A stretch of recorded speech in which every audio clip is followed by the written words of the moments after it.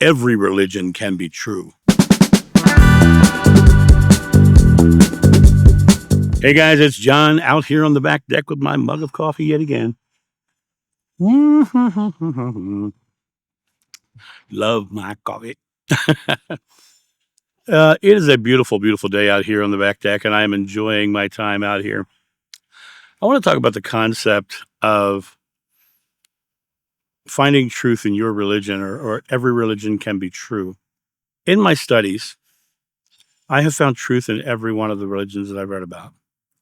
In my studies, I have found truth in um, modern New Age stuff and old age, Hindu texts and all kinds of different texts from all the even modern channeled pieces. I found truth in all of them.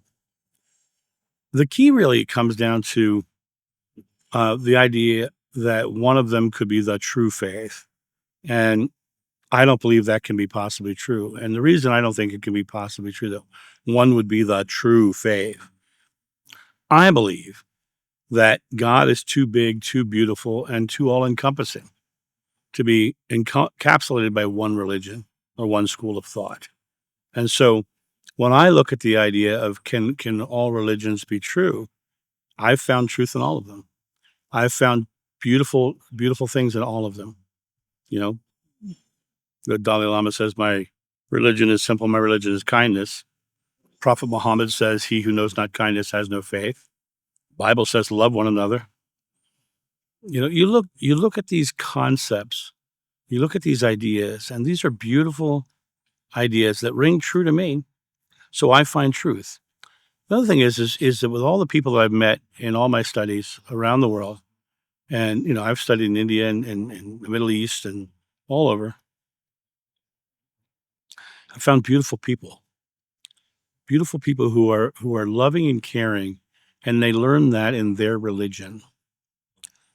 See, the thing is, all education is subjective. We listen to stories, we hear mythologies, we're told moral concepts, but we take them from the perspective that they're given to us. Someone comes at you and is teaching you from fire and brimstone, we're the only ones who are right. They will absolutely create within you a division and a struggle because of your belief that yours is the only true way. But when you look at faiths like, well, let's use Islam as an example. It gets demonized all the time by the Christian faith because they don't believe that Jeshua was the Messiah. They believe that Jeshua was a prophet, the next one after Abraham and Moses, and Muhammad was the one after that. But let's look at that faith for a second. They believe that Jews, Christians, and Muslims are all going to go to heaven because they believe that they're all praying to the same God. That they believe they're just coming at it from a different prophet's perspective. They believe that Jeshua, being a prophet, will return, as the Bible says. They believe almost everything the Christians do. But because the Christians believe that theirs is the only true way, they don't they condemn a lot of Muslims. And there's a lot of beauty in that faith. And people will pull out this passage or that passage and say, well, look how harmful this is and look how terrible this is. And I say, don't get me started, because I'll start diving into the Old Testament and Paul's teachings, and I'll pull out all kinds of junk that you don't want to hear because you've turned a blind eye to that aspect of your faith. There is no faith that is true 100%, but there is truth in all of them. You can find kindness in all of them. You can find love in all of them. The concept that our source God is love is in all of them. You can find our thoughts are creative in all of them. You can find these universal truths in all of them. And in the concept of these universal truths, we have this idea that God is found everywhere. And so every religion can be true.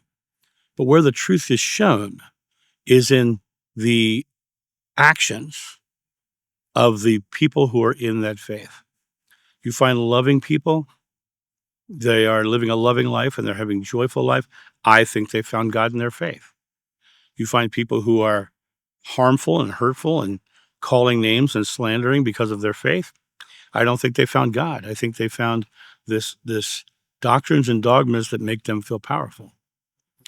I think that as time goes by, the reason why the Christian churches have lost 54% of their congregations in the past 20 years is people are finding that the other aspects that they don't find as true are driving them away.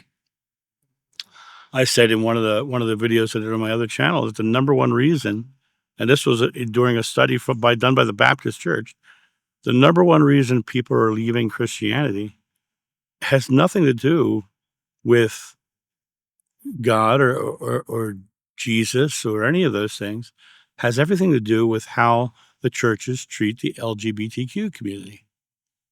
That's the number one reason people leave, right? And in other words, the church that they're in isn't being loving towards the way someone loves, and God is love.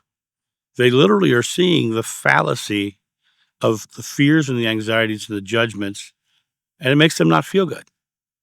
Well, that's what's happening right now. We're shifting into a more feeling world. We're coming back to our hearts, and that's a beautiful thing. We all should be very happy that we're coming back to our feeling hearts.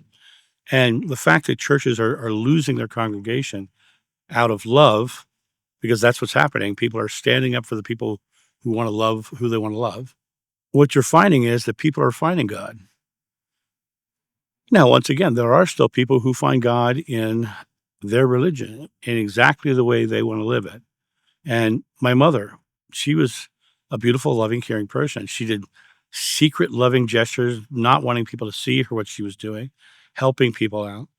And there was no question. It's what you do.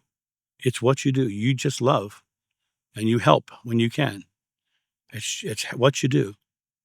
When I did her eulogy, the whole eulogy was peppered with, it's what you do. It's those actions you take. If you found love and truth in your religion and you're being loving to everyone else, I think you're right. I think you found your personal truth in your religion. I think if you are loving and caring, I think you found your personal truth.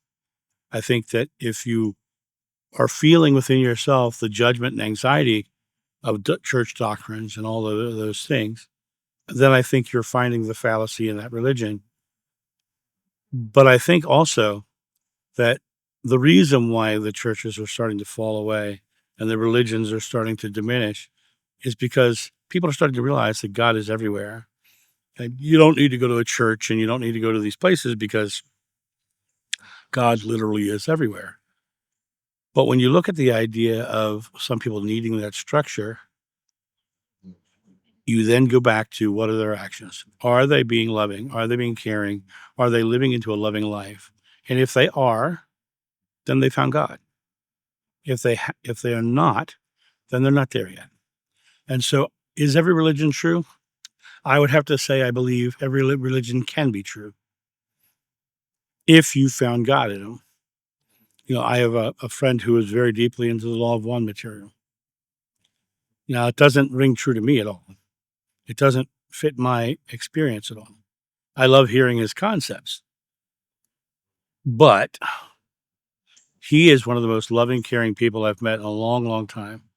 I think he found God in that New Age law of one material doctrines. I think he found God because his religion is true.